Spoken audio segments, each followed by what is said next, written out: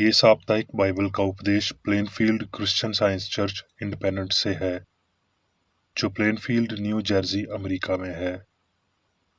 अधिक जानकारी के लिए कृपया हमारी वेबसाइट पर जाएं www.plainfieldcs.com। आपके ध्यान के लिए ये पाठ रविवार 10 नवंबर 2024 के लिए है।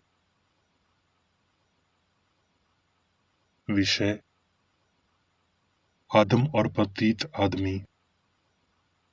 स्वर्णपथ करंथियों। क्योंकि अवश्य है कि ये नशामंद देह अविनाश को पहन ले। उत्तरदेय ध्यान। यशाया करंथियों। उठ, प्रकाशमान हो, क्योंकि तेरा प्रकाश आ गया है और यहोवा का तेज तेरे ऊपर उदय हुआ है। देख, पृथ्वी पर तो अंधियारा और राज्य राज्य के लोगों पर घोर अंधकार छाया हुआ है, परंतु तेरे ऊपर यहोवा उदय होगा और उसका तेज तुझ पर प्रगट होगा। और अन्य जातियां तेरे पास प्रकाश के लिए और राज्य तेरे आरोहण के प्राप्त की ओर आएंगे। परंतु यदि हमारे सुसमाचार पर पर्दा पड़ा है, तो ये नाश होने वालों ही के लिए पड़ा है, और उन अविश्वासियों के लिए जिनकी बुद्धि को इस संसार के ईश्वर ने अंधी कर दिया है, ताकि मसीह जो परमेश्वर का प्रतिरूप है, उसके तिजों में सुसमाचार का प्रकाश उन पर ना चमके। क्योंकि हम अपना नहीं, परंतु मसीह यीशु का प्रचार करते हैं कि वो प्रभु है, और अपने विषय में कहते हैं कि हम यीशु के कारण तुम्हारे सेवक हैं।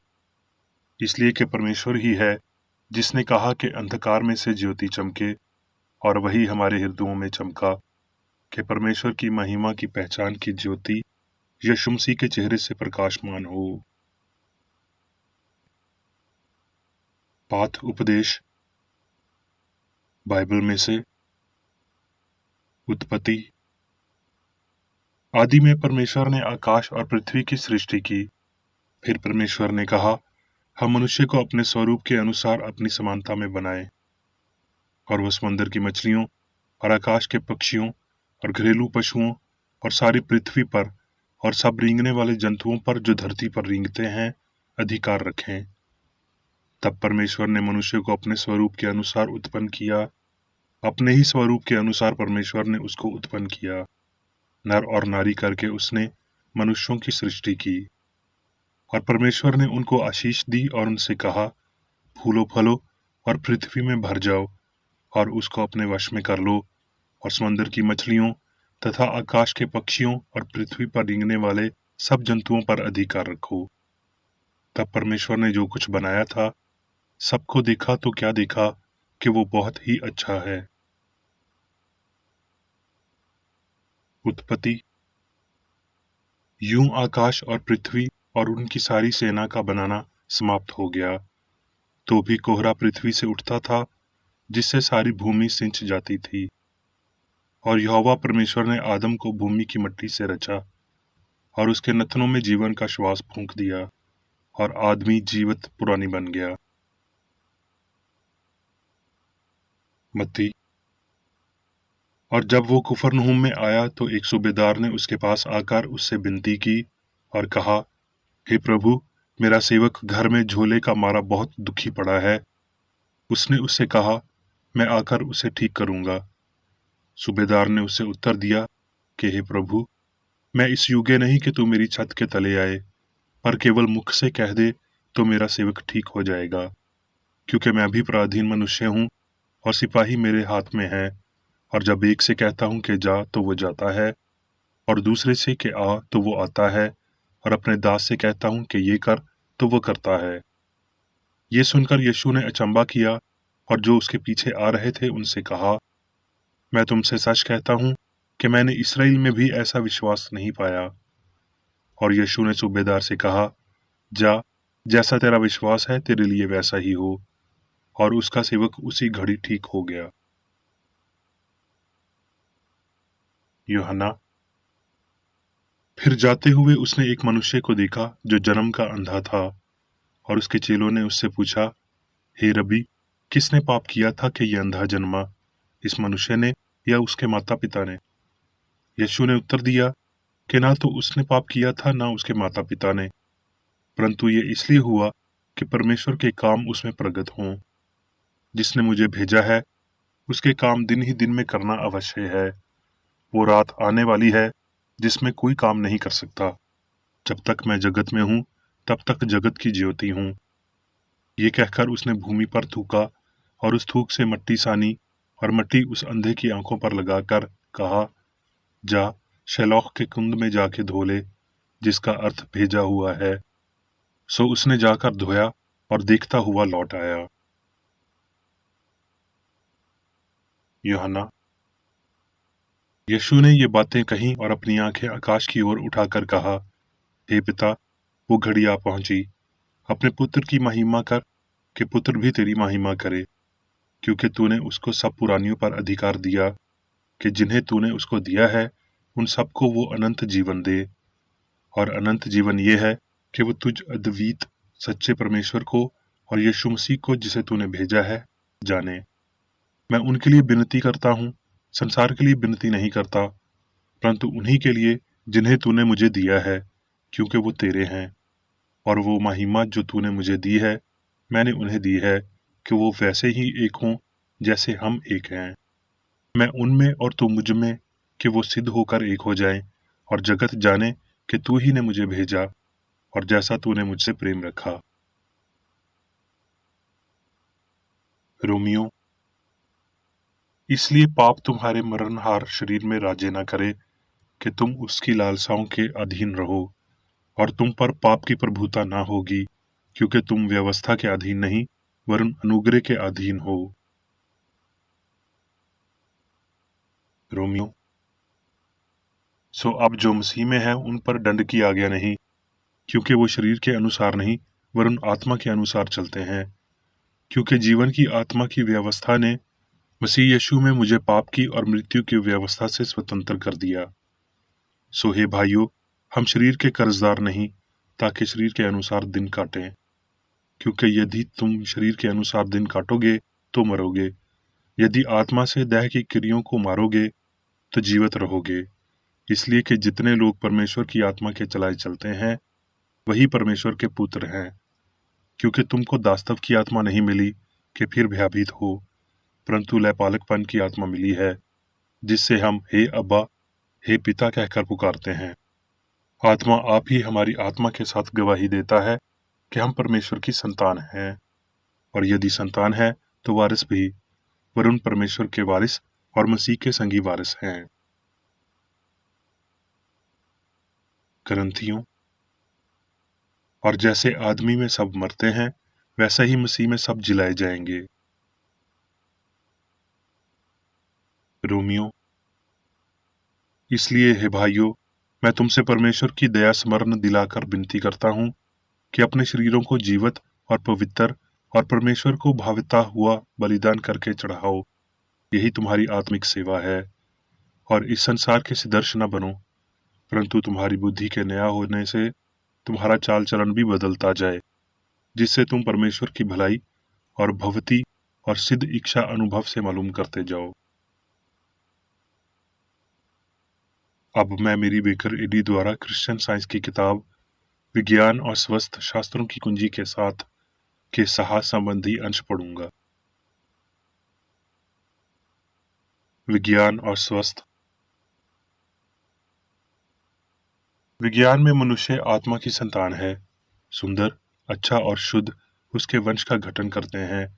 उसका मूल नश्वर की तरह पार्श्ववर्ती में नहीं है, और ना ही वो बुद्धि तक पहुंचने से पहले भौतिक परिस्थितियों से गुजरता है। आत्मा उसका मूल और होने का परम स्रोत है। परमेश्वर उसका पिता है और जीवन उसके होने का नियम है। सही तर्क के लिए विचार से पहले केवल एक तथ्य होना चाहिए, अर्थात आध्यात्मिक अस्तित्व। वास्तव में कोई अन्य अस्तित्व नहीं है, क्योंकि जीवन को इसकी विषमता मृत्यु डर से एकजुट नहीं किया जा सकता है। पवित्र होना समरसता और अमरता है।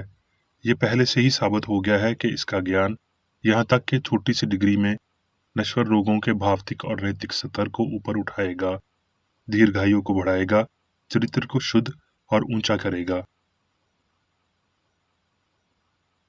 उत्पत्ति 1:27। तब परमेश्वर ने मनुष्य को अपने स्वरूप के अनुसार उत्पन्न किया, अपने ही स्वरूप के अनुसार परमेश्वर ने उसको उत्पन्न किया, नर और नारी करके उसने मनुष्य की सृष्टि की।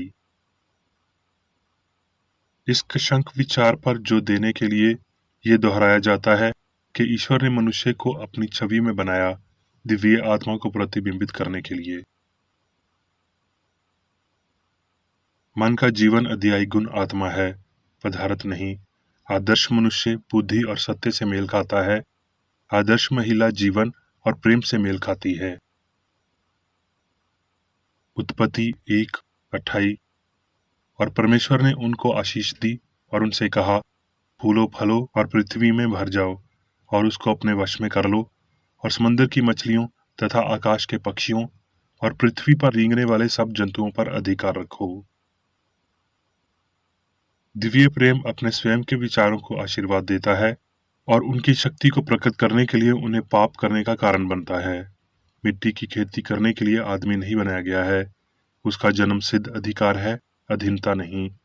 वो पृथ्वी और स्वर्ग में विश्वास का स्वामी है, स्वयं अपने निर्माता के अधीन है। ये होने का विज्ञान है। उत्पत्ति 2:6।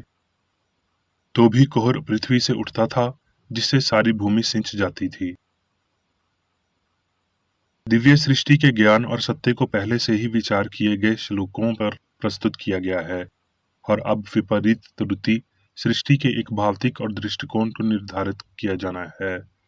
उत्पत्ति के दूसरे अध्याय में ईश्वर और ब्रह्मांड के इस भौतिक दृष्टिकोण का विवरण है, एक कथान जो पहले दर्ज किए गए वैज्ञानिक सत्य के बिल्कुल विपरीत है। त्रुटि या पदार्थ का इतिहास, यदि सत्य है, आत्मा की सर्वव्यापिता को अलग करेगा, लेकिन ये सच के विपरीत विरोधाभासी है। पहले रिकॉर्ड का विज्ञान दूसरे के झूठ को साबित करता है। यदि एक सच है तो दूसरा गलत है, क्योंकि वो विरोध हैं।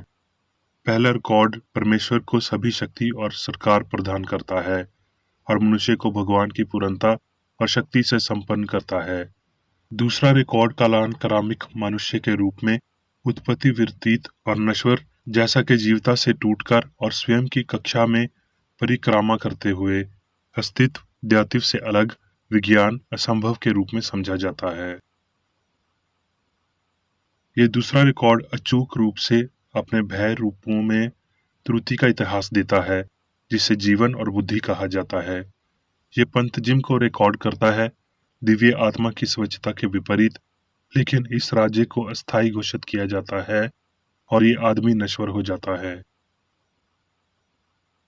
इस त्रुटिपूर्ण सिद्धांत में पदार्थ आत्मा का स्थान ले लेता है। पदार्थ को पृथ्वी के जीवन अध्यायी सिद्धांत के रूप में दर्शाया गया है। आत्मा को मनुष्य की रचना के करने के लिए पदार्थ में प्रवेश करते हुए दर्शाया गया है।